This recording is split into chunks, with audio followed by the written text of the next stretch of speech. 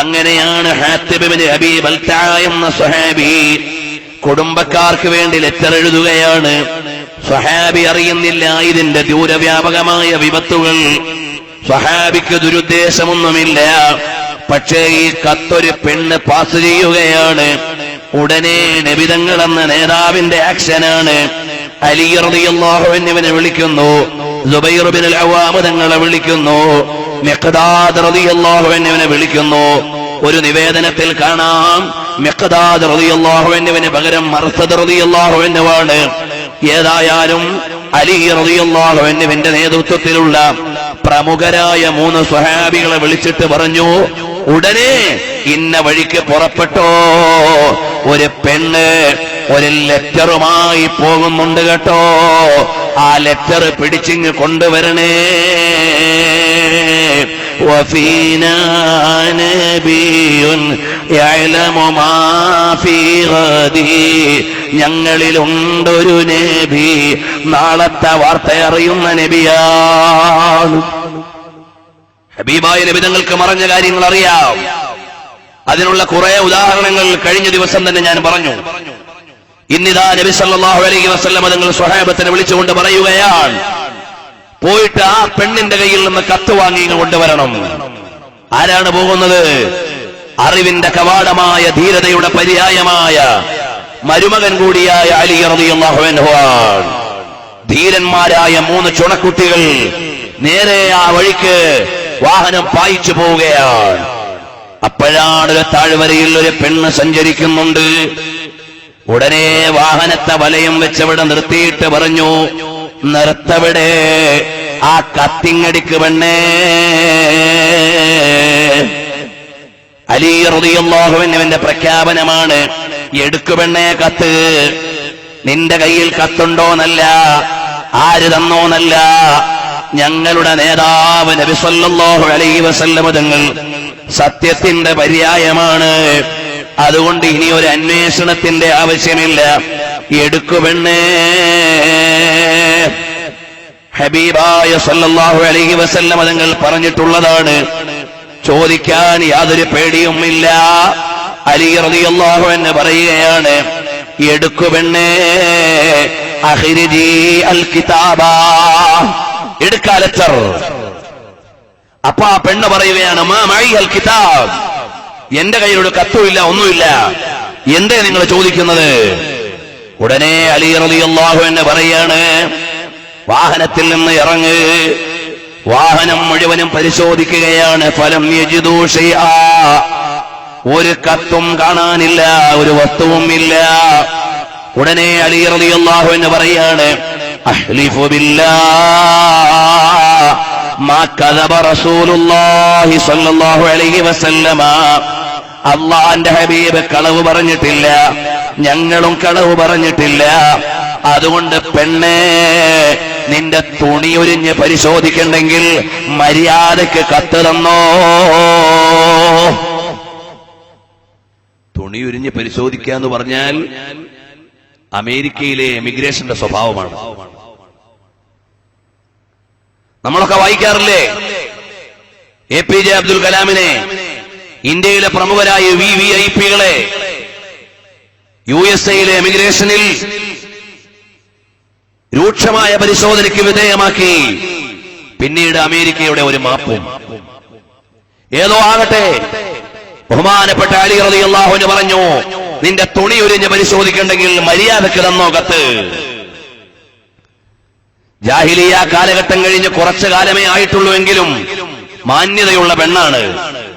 ഇന്നത്തെ പെണ്ണുങ്ങളോടത് പറഞ്ഞാൽ ജയിച്ചു കൊള്ളണമെന്നില്ല.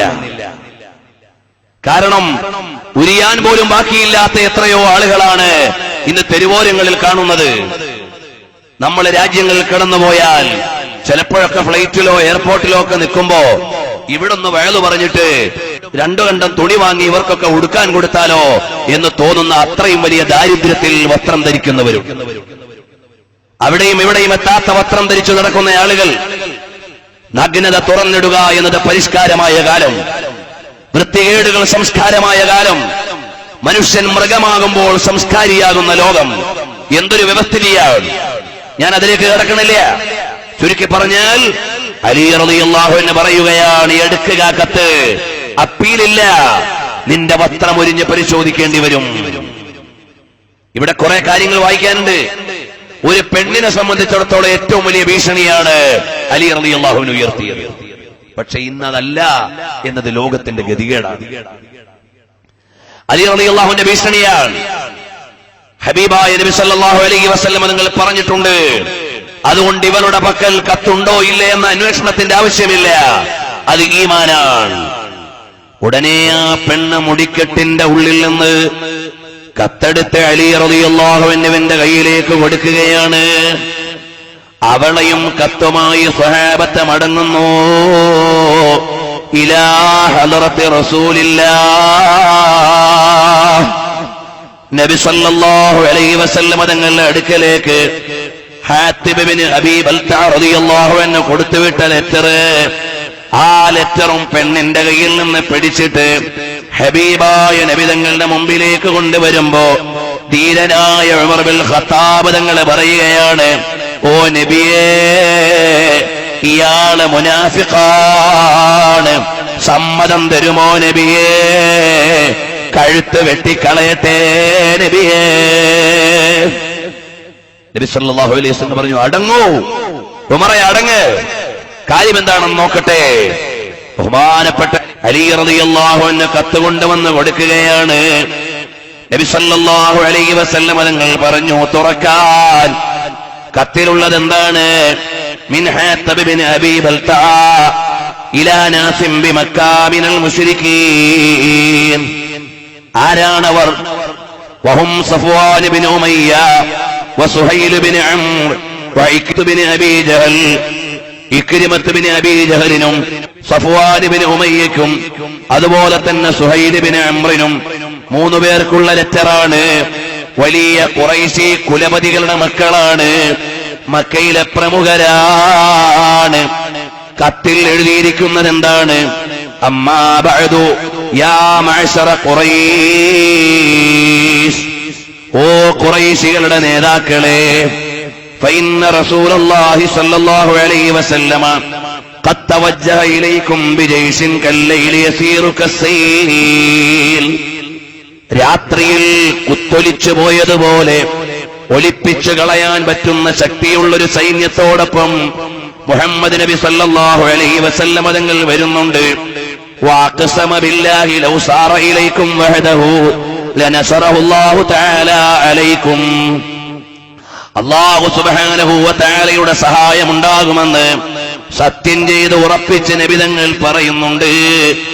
അതുകൊണ്ട് ഫഇന്നഹു മുൻജിസുൽ ലഹു മാ വഅദഹു ഫൻദുറൂ ലിഅൻഫുസികും വസ്സലാം. ഇത്രയുമേ ഉള്ളൂ. മുഹമ്മദ് നബി സല്ലല്ലാഹു അലൈഹി വസല്ലം തങ്ങളുടെ സൈന്യം വരുന്നുണ്ട്. തടഞ്ഞു വെക്കാൻ പറ്റുന്ന സൈന്യമല്ല, മലവെള്ളപ്പാച്ചിൽ പോലെ കുത്തൊലിച്ചു കളയാൻ പറ്റുന്ന പ്രളയമാണ്, പ്രവാഹമാണ്. അതുകൊണ്ട് കേട്ടോ, അള്ളാഹുവിന്റെ സഹായം ലഭിക്കുമെന്ന് സത്യം ചെയ്ത് പ്രഖ്യാപിച്ചിട്ടാണ് വരുന്നത്. നിങ്ങൾ നിങ്ങളുടെ തടി കാത്തോളണേ എന്ന ആശയമുള്ള കത്താണ് ബഹുമാനപ്പെട്ട അലി റളിയല്ലാഹു അൻഹു പെണ്ണിന്റെ കയ്യിൽ നിന്ന് പിടിച്ചുകൊണ്ടുവന്ന് വായിക്കുകയാണ്. ഉടനെ നബി തങ്ങൾ വിളിച്ചു, ഹാത്തിബേ, ഹബീബായ നബി തങ്ങൾ വിളിക്കുകയാണ്, ഇങ്ങ് വരൂ ഹാത്തിബേ. അടുത്തേക്ക് വരികയാണ്. അതഅരിഫു ഹാദൽ കിതാബ്, ഈ ലെറ്റർ പരിചയമുണ്ടോ ഹാത്തിബേ?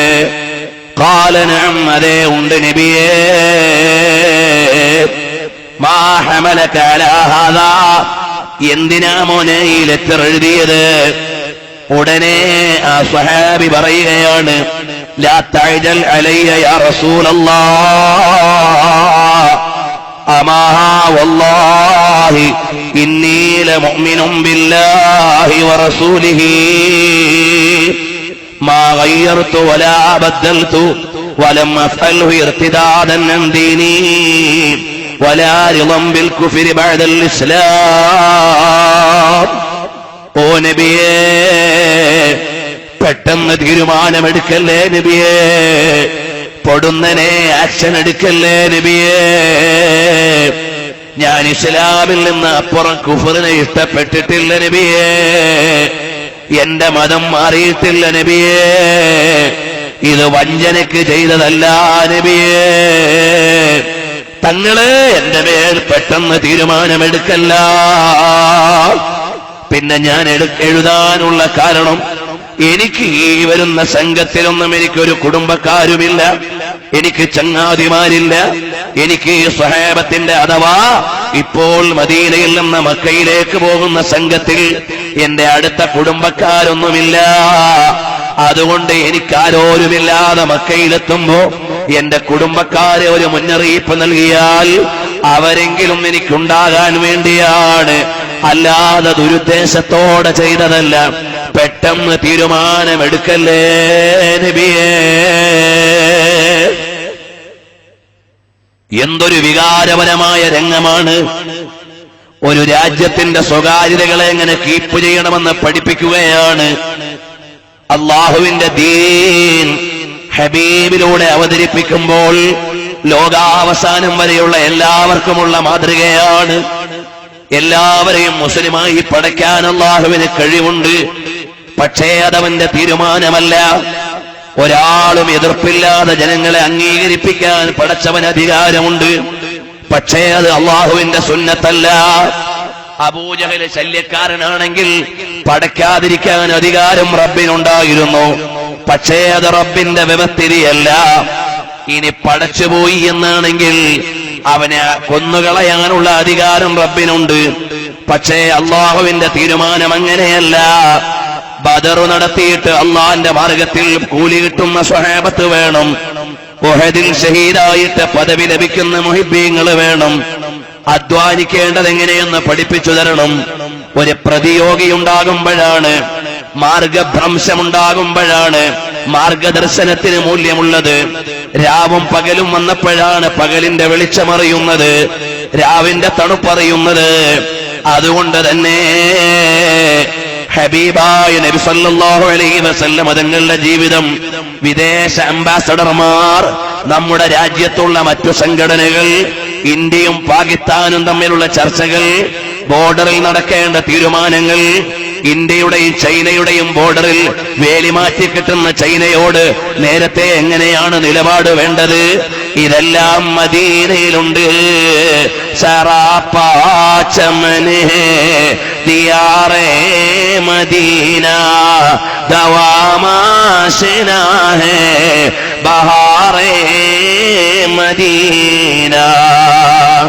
മദീനായുടെ മണൽപ്പരപ്പിരുന്ന മാലോകരുടെ ഹൃത്തടങ്ങളിൽ ആധികാരികതയുടെ നിയമനിർദ്ദേശങ്ങളെ അളവ് തെറ്റാതെ കൃത്യതയോടെ അവതരിപ്പിച്ച അത്യുജ്വലമായ നേതൃപ്രഭാവമാണ് മുഹമ്മദുർ റസൂലുള്ളാഹ് സല്ലല്ലാഹു അലൈഹി വസല്ലം.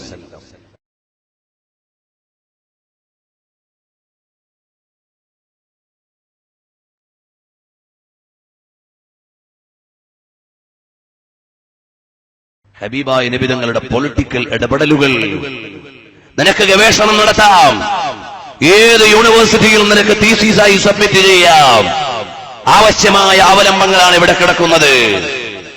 നബി സല്ലല്ലാഹു അലൈഹി വസല്ലം തങ്ങളുടെ സ്വഹാബത്തിന് ഓരോരുത്തർക്കും പ്രത്യേകമായ തലവാചകങ്ങളുണ്ട്. ഒരു പറ്റം സ്വഹാബത്തിനെ വിളിക്കുന്നത് ഉബ്ബാദുൽ ലൈൽ വഫുർസാനുൻ നഹാർ. ഒരു സംഘം സ്വഹാബത്തിന്റെ തലവാചകം അങ്ങനെയാണ് എന്ന് പറഞ്ഞാൽ, പാതിരാവിന്റെ പഴുതിൽ വെളുക്കുവോളം ആരാധനയിൽ നിൽക്കുന്നവർ, നേരം വെളുത്ത് വൈകുവോളം പടക്കടത്തിൽ പൊരുതുന്നവർ. എന്തൊരത്ഭുതം! പറഞ്ഞു വരുന്നത് സ്വഹാബത്തിൽ നിന്ന് ചില ആളുകൾ എങ്ങനെയാണ്. അംർ ഇബ്നുൽ ആസ് റളിയല്ലാഹു അൻഹു ആരാണ്? അധികാരത്തിന്റെയും നേതൃത്വത്തിന്റെയും അരമനകളിൽ നിന്ന് ആരാധനയുടെയും ആത്മീയതയുടെയും പർണശാലയിലേക്ക് വന്നവരാണ്. ഇങ്ങനെ ഓരോ സ്വഹാബത്തിനും ഓരോ തലവാചകം. അങ്ങോട്ട് ഞാൻ പോണില്ല. ഓരോ സ്വഹാബത്തിന്റെയും താരീഖിന്റെ ഗ്രന്ഥങ്ങളുടെ മുകളിൽ അവരുടെ പ്രത്യേകത എഴുതിയിട്ടുണ്ടാകും. ആരാണ്? ഖായിദാണോ, സയ്യിദാണോ, ഏതാണ് അവരുടെ മേഖല? എല്ലാ മേഖലയിലും ഹബീബിന് ഇടപെടലുകളുണ്ട്. സല്ലല്ലാഹു അലൈഹി വസല്ലം തങ്ങൾക്ക് തീരുമാനമുണ്ട്. നബി സല്ലല്ലാഹു അലൈഹി വസല്ലം തങ്ങൾ ഹാത്തിബ് ഇബ്നു അബീ ബൽതഅയോട് ചോദിക്കുകയാണ്, എന്തിനാണ് മോനെ ഈ കത്തെഴുതിയത്? എന്തിനാണ് മോനെ ഇത് ചെയ്തത്? തങ്ങളെ, മറ്റൊന്നിനുമല്ല, എനിക്ക് കൂട്ടുകാര്, കുടുംബക്കാര്, ബന്ധുക്കളില്ല. അവിടെ ചെല്ലുമ്പോ ആരെങ്കിലും ഒന്ന് വേണമല്ലോ, അതിനുവേണ്ടി ഞാൻ ചെയ്തതാണ് നബിയേ. അപ്പോഴാണ് മഹാനായ ഉമർ ബിൻ ഖത്താബ് റളിയല്ലാഹു അൻഹു ചാടി വീഴുകയാണ്. വീണിട്ട് പറയുന്നു, യാ റസൂലല്ലാഹ് ദഅനി യാ റസൂലല്ലാഹി അദ്രിബു ഉനഖ ഹാദൽ മുനാഫിഖ്. ഓ നബിയേ, ഈ മുനാഫിഖിന്റെ കഴുത്ത് വെട്ടാൻ എനിക്ക് സമ്മതം തരൂ നബിയേ. ഫഇന്നഹു ഖദ് ഖാന അല്ലാഹു വറസൂലഹു വൽ മുഅ്മിനീൻ. അല്ലാഹുവിനെയും റസൂലിനെയും മുഅ്മിനീങ്ങളെയും വഞ്ചിച്ച ഈ മുനാഫിഖിന്റെ കഴുത്ത് വെട്ടാൻ ഒരു സമ്മതം പോളൂ നബിയേ. നബി സല്ലല്ലാഹു അലൈഹി വസല്ലം തങ്ങൾ പറഞ്ഞു, ഉമർ അടങ്ങൂ. ചില വലിയ പ്രവർത്തകർക്ക് ചില അശ്രദ്ധ വന്നു പോകാം, ചില നേതാക്കളിൽ ചിലപ്പോൾ വീഴ്ച വന്നു പോകാം. അതെങ്ങനെയാണ് കൈകാര്യം ചെയ്യേണ്ടത്? അതാണ് നബി സല്ലല്ലാഹു അലൈഹി വസല്ലം തങ്ങൾ പഠിപ്പിക്കുന്നത്. ഫഇന്നഹു ഖദ് ശഹിദ ബദ്റാ. ഓ ഉമറേ, ഇത് ബദരീങ്ങളിൽപ്പെട്ട ആളാണ്, ഇത് ബദറിൽ പങ്കെടുത്ത ആളാണ്. വമാ യുദ്രീക യാ ഉമർ, എന്തെന്നറിയുമോ ഉമറേ, ലഅല്ലല്ലാഹ ഖദ് ഇത്തലഅ അലാ അഹ്ലി ബദരിൻ ഫഖാല ഇഅ്മലൂ മാ ശിഅ്തും ഫഖദ് ഗഫർതു ലക്കും ഔ ഖദ് വജബത് ലക്കുമുൽ ജന്ന. ഉമറേ, അടങ്ങൂ, അടങ്ങൂ. ഇത് ബദറിൽ പങ്കെടുത്ത VIP ആണ്. ഒരു വീഴ്ച വന്നുപോയി എന്നത് ശരി. ബദറിൽ പങ്കെടുത്തവർക്ക് വലിയ സ്ഥാനം അല്ലാഹു നൽകിയിട്ടുണ്ട്. ഈ ഹാത്തിബ് ഇബ്നു അബീ ബൽതഅ കുറ്റസമ്മതം നടത്തിയിട്ടുണ്ട്. അതുകൊണ്ട് മോനെ ഉമറേ, ചാടി വീഴാനായില്ല. ചിലപ്പോൾ വലിയ സീനിയർ നേതാക്കൾ, അവരിൽ നിന്ന് വല്ല വീഴ്ചയും വന്നാൽ വിട്ടുവീഴ്ച ചെയ്തു കൊടുക്കേണ്ടി വരും. കാരണം ബദറിൽ പങ്കെടുത്തതിന് സമാനമായ ആദ്യഘട്ടത്തിൽ വലിയ പ്രവർത്തനങ്ങൾ ചെയ്തവരുണ്ടാകാം.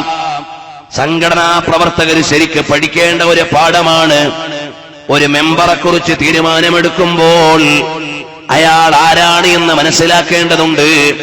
ഒരംഗത്തെക്കുറിച്ച് തീരുമാനമെടുക്കുമ്പോൾ അയാളുടെ അർഹതയും പരിസരവും അറിയേണ്ടതുണ്ട്.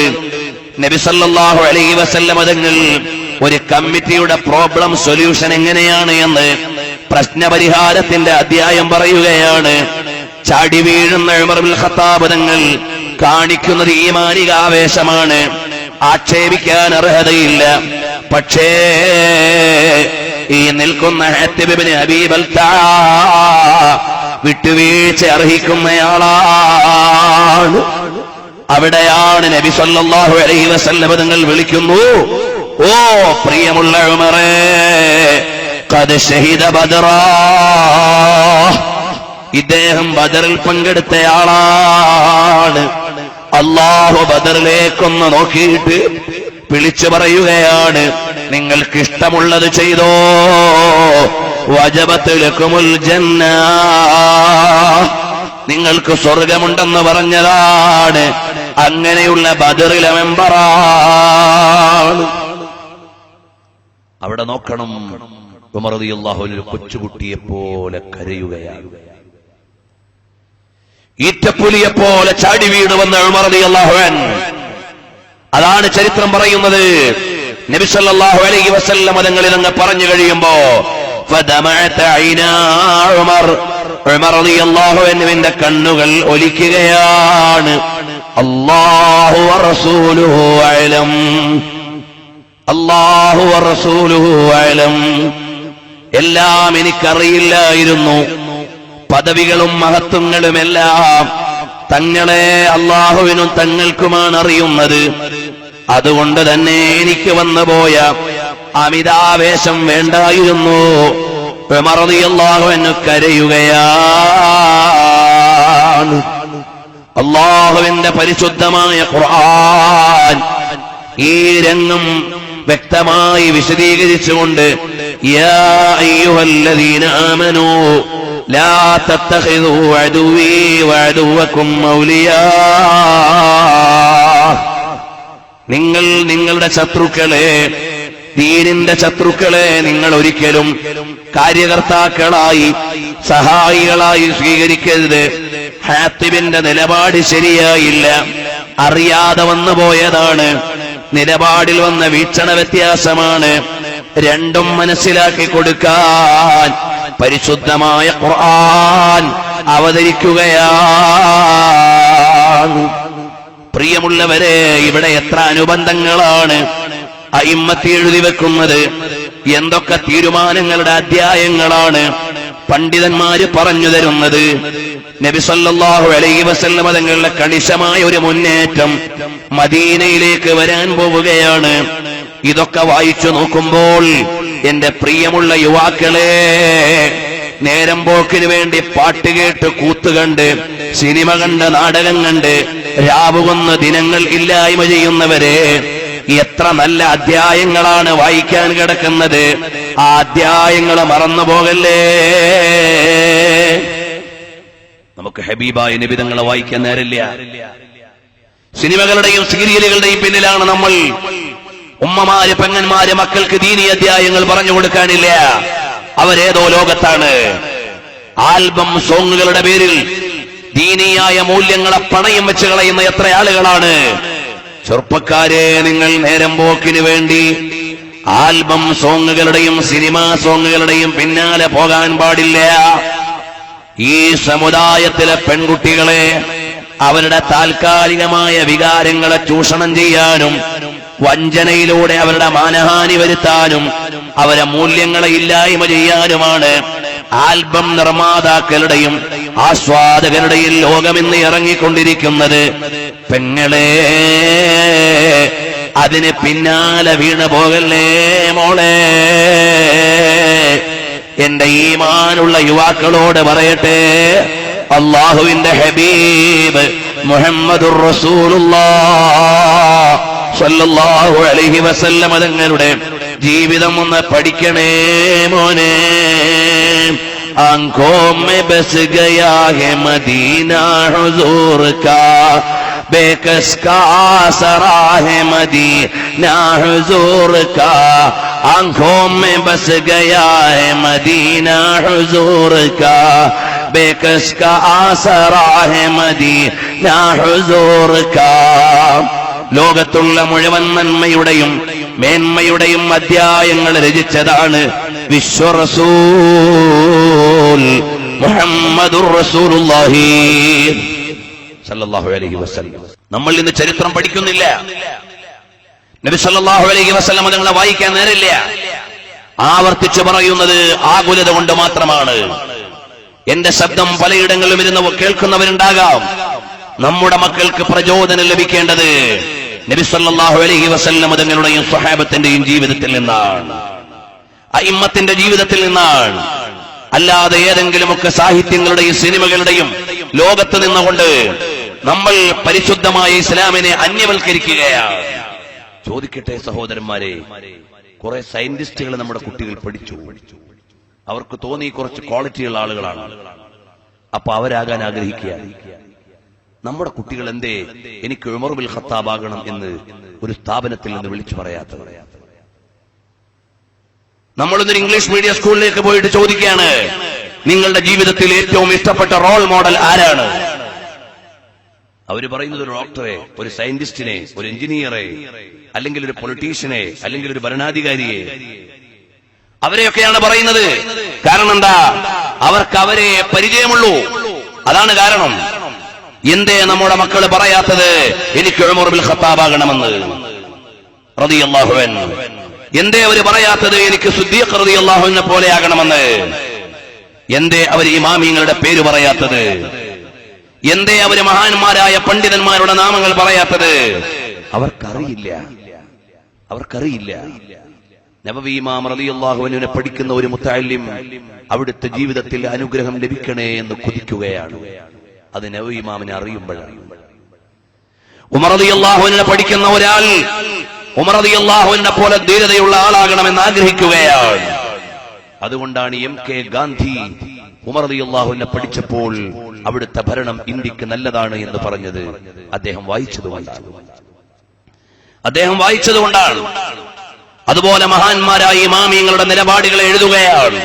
അതെല്ലാം വായിച്ച് മനസ്സിലാക്കുന്ന ഒരു ജനതയാണ് അനുധാവനം ചെയ്യുന്നത്. നമ്മുടെ മക്കൾക്ക് വായിക്കാൻ നേരമില്ല.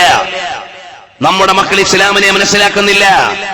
പ്രിയമുള്ള സഹോദരന്മാരെ, ഇസ്ലാമിന്റെ ABCD പോലും അറിയാതെയാണ് മതത്തിന്റെ മൂല്യങ്ങളെ ബലികഴിക്കുന്ന കലാലയങ്ങളിലേക്ക് എന്റെ ശബ്ദം ശ്രവിക്കുന്ന ഉമ്മമാരുടെ മക്കൾ രാവിലെ അരപ്പാവാടയിട്ട് തലമറയ്ക്കാതെ പരിസരത്തുള്ള കോൺവെന്റ് സ്കൂളുകളിലേക്ക് പോകുന്നുണ്ട്.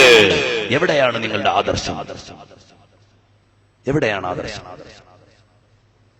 നബി സല്ലല്ലാഹു അലൈഹി വസല്ലം തങ്ങളുടെ മതത്തോട് എവിടെയാണ് ബഹുമാനം? രാവിലെ അങ്ങ് കൊല്ലം മുതൽ നമ്മളൊന്ന് യാത്ര ചെയ്തു നോക്കിയാൽ ഈ സമുദായത്തിന്റെ പെൺകുടികൾ തലമറയ്ക്കാൻ അവകാശമില്ലാത്ത, ഞെരിയാണി വരെയുള്ള പാവാട ഉടുക്കാൻ അവകാശമില്ലാത്ത പള്ളിക്കൂടങ്ങളിലേക്ക് നിങ്ങളുടെ പലരുടെയും മക്കൾ രാവിലെ പഠിക്കാൻ പോകുന്നുണ്ട്.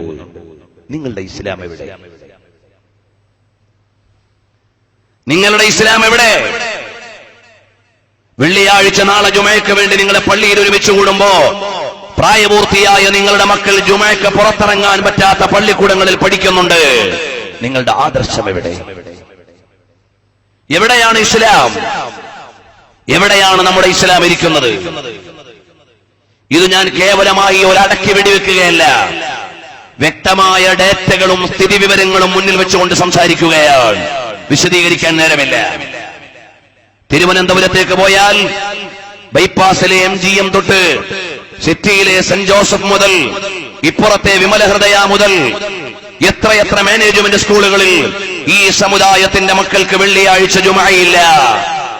മാന്യമായ ഒരു വസ്ത്രം ധരിച്ചു പോകാനുള്ള അവകാശമില്ല. തലമറയ്ക്കാനുള്ള സ്വാതന്ത്ര്യമില്ല. നമ്മുടെ മുത്തുനബി സല്ലല്ലാഹു അലൈഹി വസല്ലം തങ്ങളുടെ ഇസ്ലാമിനെ നെഞ്ചിലേറ്റി എന്ന് അവകാശപ്പെടുന്ന ഇസ്ലാമിന്റെ രക്ഷിതാക്കൾക്ക് മതത്തെ ബലികഴിച്ചിട്ട് ഏത് പടിഞ്ഞാറിന്റെ വിജ്ഞാനമാണ് വേണ്ടത്? നിങ്ങൾ എവിടെയാണ് മതത്തെ കണ്ടത്? എവിടെയാണ് അള്ളാഹുവിന്റെ ദീനിനെ നിങ്ങൾ വിലയിരുത്തിയത്? എവിടെയാണ് റസൂലുള്ളാഹിന്റെ ചര്യയെ നിങ്ങൾ വായിച്ചത്? നമ്മളെന്ന് പറഞ്ഞാൽ ഏതെങ്കിലും ചില നിയമങ്ങൾ മാത്രമുള്ള മതത്തിന്റെ ആളുകളല്ല. ഹബീബായ മുഹമ്മദുർ റസൂലുള്ളാഹ് സല്ലല്ലാഹു അലൈഹി വസല്ലമ തങ്ങളെ അറിയുമോ?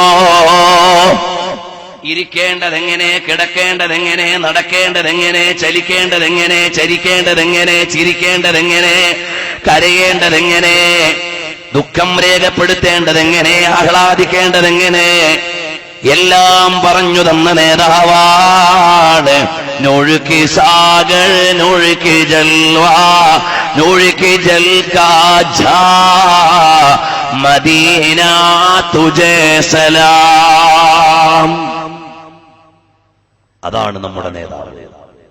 നിങ്ങൾ റസൂലുള്ളാഹിനെ ഇഷ്ടപ്പെടുന്ന ഒരു രക്ഷിതാവാണെങ്കിൽ നിങ്ങളുടെ മകളെ മുട്ടുവരെയുള്ള പാവാട ഉടുത്തൊരു മദ്രസ പള്ളിക്കൂടത്തിലേക്ക് വിടാൻ നിങ്ങൾക്ക് സാധിക്കൂല.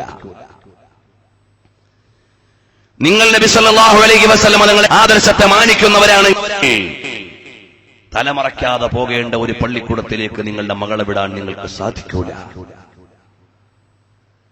നിങ്ങൾ ഹബീബായ നബി തങ്ങളുടെ മതത്തിന്റെയും ആദർശത്തിന്റെയും ആളാണെങ്കിൽ വെള്ളിയാഴ്ച ജുമഅയ്ക്ക് പോലും വിടാത്ത ഒരു പള്ളിക്കൂടത്തിലേക്ക് ഹയർ സെക്കൻഡറി വരെയുള്ള നിങ്ങളുടെ മക്കളെ വിട്ടിട്ട് പള്ളിയിൽ വന്നിട്ട് മഅശറൽ മുസ്ലിമീൻ കേട്ടുകൊണ്ടിരിക്കാൻ നിങ്ങൾക്ക് കഴിയില്ല. ഒരു തെറ്റ് ചെയ്യുമ്പോൾ ഹൃദയത്തിൽ ഒരു പുള്ളി വീഴും. ഒരു ജുമഅ നഷ്ടപ്പെടുമ്പോൾ നിങ്ങളുടെ മക്കളുടെ ഹൃദയത്തിൽ ഒരു കറുത്ത വര വീഴും. അടുത്ത വെള്ളിയാഴ്ച അത് കനക്കും. വീണ്ടും അവരുടെ ഹൃദയം കടുത്തുകൊണ്ടിരിക്കും. അവസാനം അല്ലാഹുവിന്റെ ദീനിന്റെ വെളിച്ചം കേറാൻ പറ്റാത്ത കൽബുകളായി മുദ്രവെക്കപ്പെട്ട മനസ്സുകളായി മാറിപ്പോകും. നിങ്ങൾ ആരോട് മാപ്പ് പറയും? നിങ്ങൾ ആരോട് മാപ്പ് പറയും? ഏതുവരെയാണ് ഈ ജീവിതം? നിങ്ങളെപ്പാൽ വലിയ വലിയ കൊമ്പന്മാര്, വമ്പന്മാര്, നാടിനെ അടക്കി ഭരിച്ച തമ്പുരാക്കന്മാര് അപ്പുറത്തെ ഖബർസ്ഥാനിൽ കിടക്കുന്നുണ്ട്. ഒരു സാമ്രാട്ടും ഇവിടെ ജീവിച്ചിരിക്കില്ല. പ്രസംഗിക്കുന്ന ഞാനും കേൾക്കുന്ന നിങ്ങളും എന്നേക്കും ഇവിടെ ജീവിക്കേണ്ടവരല്ല. അല്ലാഹുവിന്റെ